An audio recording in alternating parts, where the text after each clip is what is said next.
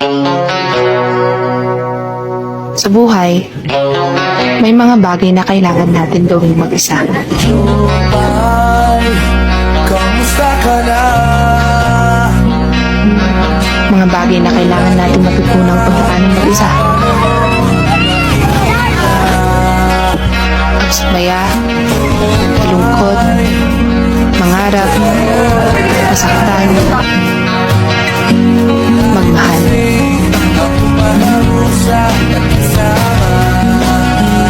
Hindi para umiwas sa ingay ng mundo, kundi para mas marinig pa ang binubuklong nito.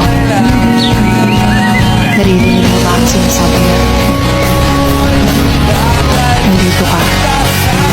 Buhay ka.